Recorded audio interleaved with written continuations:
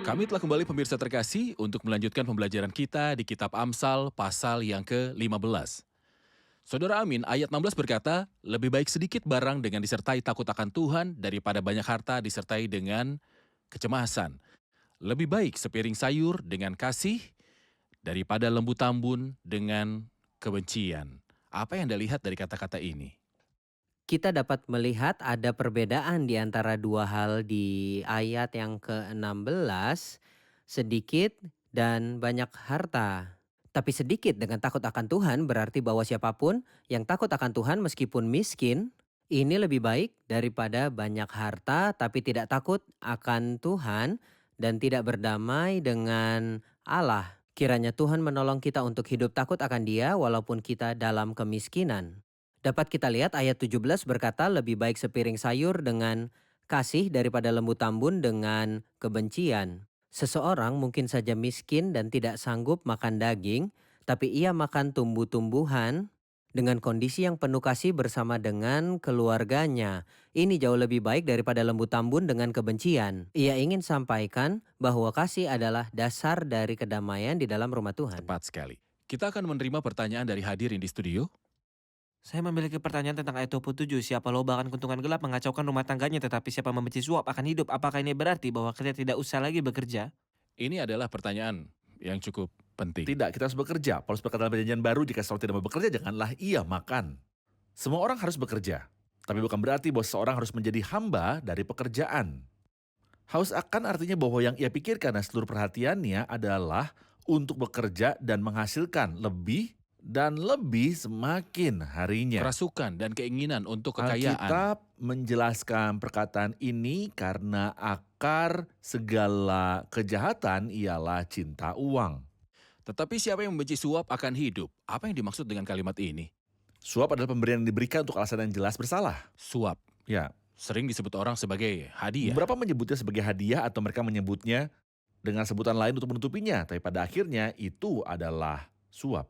Tetapi siapa membenci suap akan hidup karena ketika hadiah itu ditawarkan kepada seseorang seakan-akan kehendaknya diambil darinya. Oke, Maka tetapi siapa membenci suap akan hidup dan tetapi orang yang benar. membenci laba yang tidak halal memperpanjang umurnya. Sempurna. Ia akan hidup dalam damai dan berkat akan memenuhi hidupnya. Oke. Saudara Muin, kembali ke ayat 20, anak yang bijak menggembirakan ayahnya, tetapi orang yang bebal menghina ibunya. Apa yang Anda lihat dalam ayat ini? Orang bijak membuat ayahnya bangga padanya kemanapun ia pergi karena anaknya bijak dan dihormati. Maka ayah akan bergembira karena anaknya. Sebaliknya orang bodoh yang adalah anak yang jahat mempengaruhi ibunya lebih lagi dan mempengaruhi ibunya lebih lagi. Dan ia membenci ibunya karena ajaran yang tua. Ia membenci ajarannya dan ia membenci celaannya. Bahkan ketika dia dewasa, ketika ia berbicara tentang anak, ia berkata anak yang bijak. Tapi ia menggunakan kata orang, bukan anak, untuk yang bodoh. Ia telah mencapai umur tertentu untuk satu tanggung jawab dan menjadi bertanggung jawab atas perilakunya. Maka semuanya itu merupakan hal yang menyedihkan. Ia percaya menjadi orang dewasa tidak diawasi sehingga ia bisa melakukan apapun yang diingini. Ia berurusan dengan sesuatu yang jahat yang mempengaruhi pikirannya. Lanjutkan. Terdapat peringatan mata yang mengolok-olok ayah dan enggan mendengarkan ibu akan dipatuk gagak lembah dan dimakan anak raja wali. Oh, ini kata-kata yang Sangat serius, Amsal 20 juga berkata, siapa mengutuki ayah atau ibunya, pelitanya akan padam pada waktu gelap. Ini mengapa sangat berbahaya untuk seseorang yang membenci ayah atau ibunya. Seorang anak harus menghormati orang tuanya. Dikatakan hormatilah ayahmu dan ibumu seperti yang diperintahkan kepadamu oleh Tuhan Allahmu supaya lanjut umurmu dan baik keadaanmu. Oke. Ayat terakhir berkata, takut akan Tuhan adalah didikan yang mendatangkan hikmat. Dan kerendahan hati mendahului kehormatan. Kehormatan. Kita butuh komentar dari ayat-ayat ini. Takut akan Tuhan adalah didikan yang mendatangkan hikmat dan kerendahan hati mendahului kehormatan. Takut akan Tuhan adalah didikan yang mendatangkan hikmat. Artinya takut akan Tuhan membuat seseorang menjadi bijak. Maka ia berperilaku dengan sopan dan baik. Ajarkanlah kepadaku kebijaksanaan dan pengetahuan yang baik. Contohnya Abigail, istri dari Nabal. Nabal adalah orang yang bebal dan tidak takut akan Tuhan. Maka jawaban dia kepada tentara dari Daud adalah kejam. Tapi Abigail yang takut akan Tuhan pergi kepada Daud dan berkata, "Sesungguhnya hambamu ini ingin menjadi budak yang membasuh kaki para hamba tuanku ini." Maka takut akan Tuhan adalah didikan yang mendatangkan hikmat. Benar. Orang yang rendah hati akan mendapatkan harga diri di mata banyak orang yang berhubungan dengan dia. Dan di mata saudaranya yang adalah orang percaya dari gereja. Sebaliknya orang sombong akan diikuti oleh kehancuran. Ya, Anda telah menyebutkan ayat yang sangat penting. Kecongkakan mendahului kehancuran Kesombongan. dan tinggi hati mendahului kejatuhan. Kerendahan hati mendatangkan harga diri, sementara kesombongan mendatangkan kehancuran. Hasil Kehancuran. deterministik, kesombongan mendatangkan kehancuran dan rendah hati mendatangkan kehormatan. Ya, Siapa yang berlaku sombong untuk dihormati tidak akan menemukannya. Sementara siapa yang rendah hati akan ditinggikan. di dalam perjanjian baru Tuhan Yesus berbicara tentang perumpamaan. Tuhan Yesus berbicara tentang perumpamaan. Janganlah duduk di tempat kehormatan sebab mungkin orang itu telah mengundang seseorang yang lebih terhormat daripadamu supaya orang itu yang mengundang engkau dan dia, lalu engkau harus pergi duduk di tempat yang paling rendah. Amin. Kita akan merangkum episode hari ini bersama hadirin. Apa yang telah Anda pelajari dari episode ini? Sumber dari sukacita sejati adalah Tuhan, karena sukacita Tuhan adalah kekuatan bagimu. Bersukacitalah senantiasa dalam Tuhan, sekali lagi kukatakan bersukacitalah. Yang menarik perhatian saya adalah bahwa Tuhan sangatlah memperhatikan hati. Dalam kitab Amsal, ia tidak begitu memperdulikan tentang korban atau apapun yang manusia berikan, tapi tentang Hati. Satu-satunya bukti dalam Alkitab maupun dalam Perjanjian Lama ataupun Perjanjian Baru tentang seberapa pentingnya lidah itu juga terdapat dalam kitab Amsal. Kita harus berhati-hati dengan perkataan kita yang bisa menjadi berkat atau kutuk bagi diri kita ataupun diri orang lain. Benar. Terima kasih, Tuhan memberkati. Terima kasih para hamba Tuhan. Kita lanjutkan diskusi di episode selanjutnya. Amin. Pemirsa terkasih, pesan Tuhan untuk kita semua dalam episode hari ini adalah bahwa korban orang fasik adalah kekejian bagi Tuhan. Tetapi doa orang benar berkenan bagi Dia. Korban orang fasik adalah kekejian bagi Tuhan. Masalahnya bukan pada apakah Anda menyembah atau tidak, tapi pada apakah Anda menyembah dengan benar atau tidak. Anda boleh terus berdoa seumur hidup dan Anda menyadari bahwa Anda berdoa dengan cara yang salah. Anda mungkin menyembah, kemudian Anda menyadari bahwa Anda melakukan ini dengan cara yang salah. Ada orang-orang yang memberikan korban, tapi Tuhan berkata ia membencinya. Korban berarti penyembahan. Apakah mungkin bahwa Allah membenci penyembahan kita? Ya, jika itu keluar dari hati yang jahat.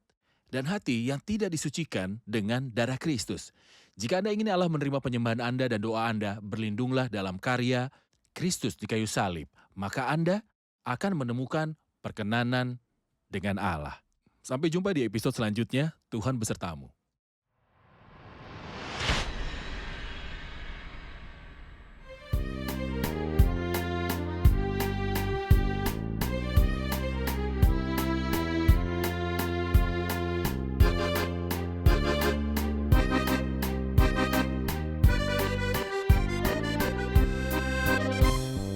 يا إلهي ذا دعائي أن تعرفني المزيد عن حياتي كيف تنمو في المسيح وتزيد.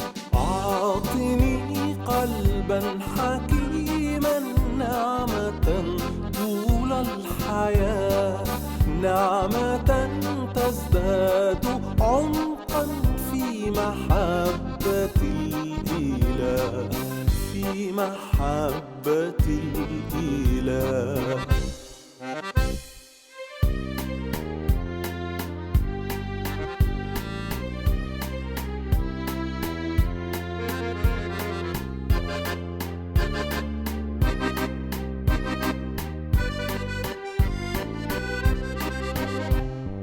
ربي ثبتني وزدني حكمة بين الآنام، علمني كيف أنمو، كيف أخطو للأمام، كيف أسمو، كيف أغدو سالكا طرق السلام، باذلا كل اجتهاد خادما على الدوام، خادما على الدوام.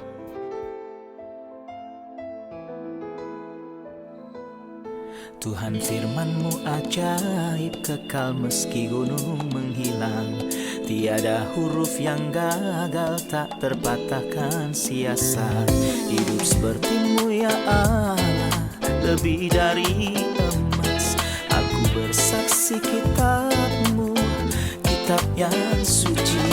Mendengarkan firman-Mu, hibur hati yang luka.